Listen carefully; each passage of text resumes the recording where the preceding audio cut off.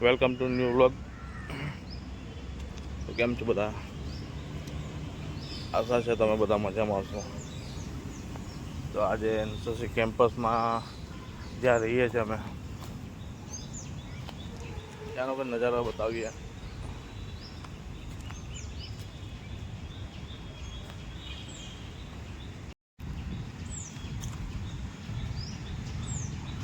કેવી લાગે લીલોતરી પ્રકૃતિની?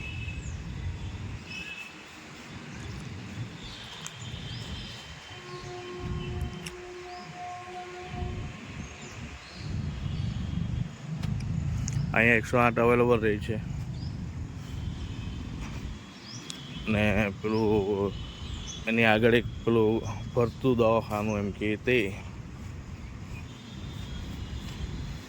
આર્મીની ગાડી. આ એનસીસી હેડક્વાર્ટર છે.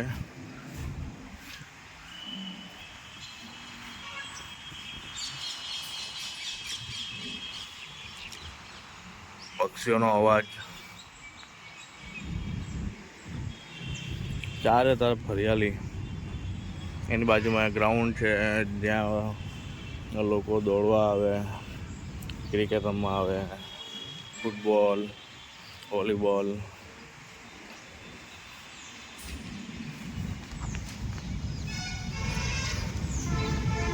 અહીંયા એક ભાઈ દોડી રહેલા છે.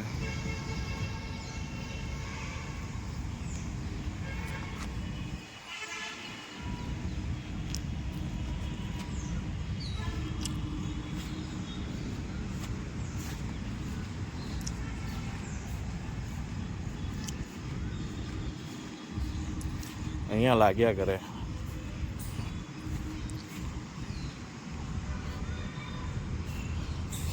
બહુ મોટું કેમ્પસ છે. આ છે મંદિર, સર્વધર્મ મંદિર. આ વડ જે વર્ષો જૂનો વડ છે.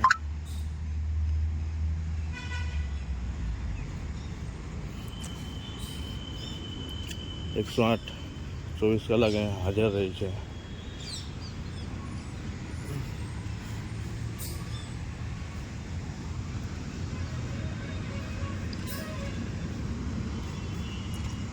આ રે આપણા બિઝનેસમેન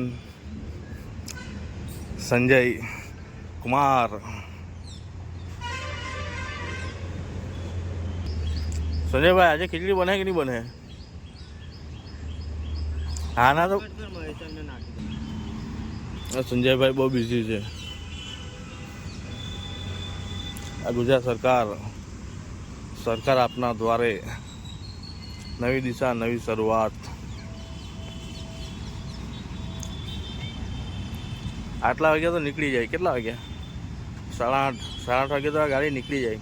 પણ ખબર નહીં આજે કેમ અહીંયા જ છે.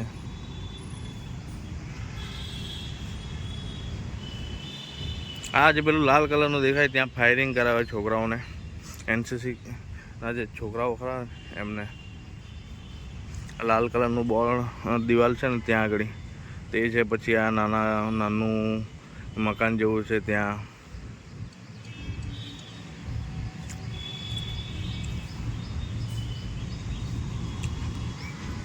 જ્યાં એક ટાઈમ હું 2014માં જ્યારે નેશનલ ફાયર એકેડમીમાં ફાયરનો કોર્સ કરવા આવ્યો હતો ત્યારે અહીંયા આવ્યો હતો.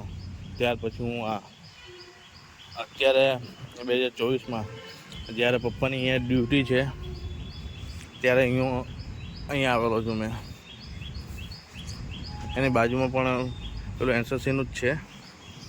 ત્યાં તમે જોઈ શકો છો એનસીસીના છોકરાઓ દેખાય છે તમને.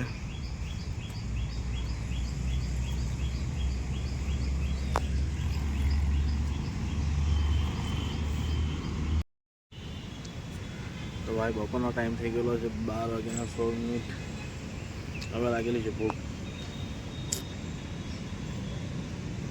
બેઠા કંટાળી ગયેલો છે અહીંયા. બપોર થતાની સાથે જુઓ અહીંયા વાતાવરણ જુઓ તમે, ચેક કરો. જો તમને અહીંયાનું વાતાવરણ બતાવું.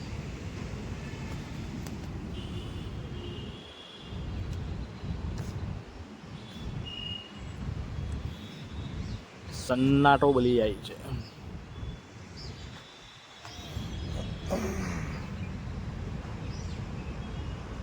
ભાઈ જમીને બેઠો છે.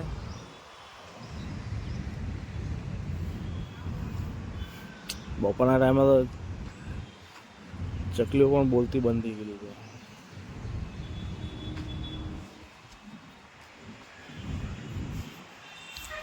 તો આજે પપ્પાના હું ટિફિનમાં શું આવ્યું છે જોઈએ. લગભગ મગને રોટલી, દાળ ભાત.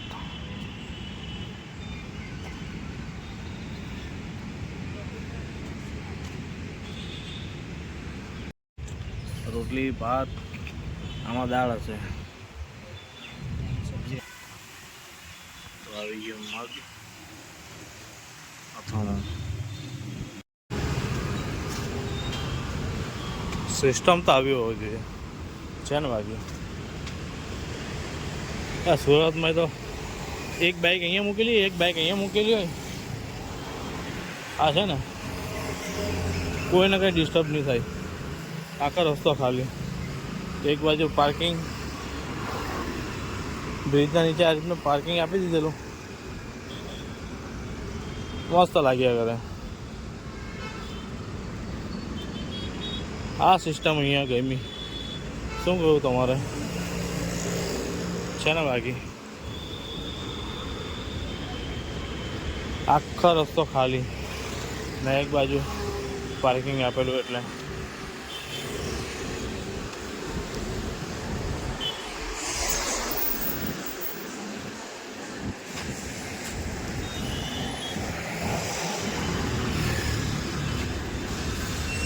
મસ્ત. બ્રિજના નીચે આ રીતના છોડ વાવી દીધેલા છે. આ કંઈ યુનિક છે ને, જોઈ શકો છો તમે.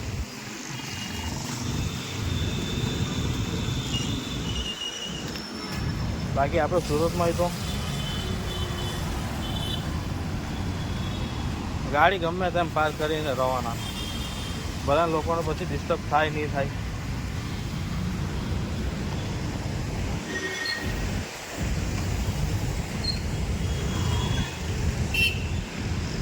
આ છે ફતેગંજ 4 રસ્તા પોસ્ટ ઓફિસ. એની બાજુમાં જ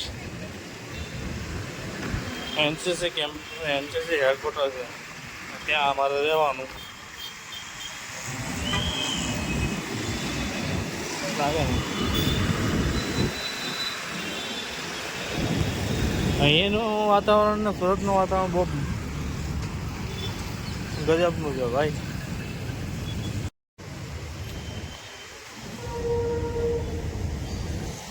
લાગે ને બાકી જોરદાર.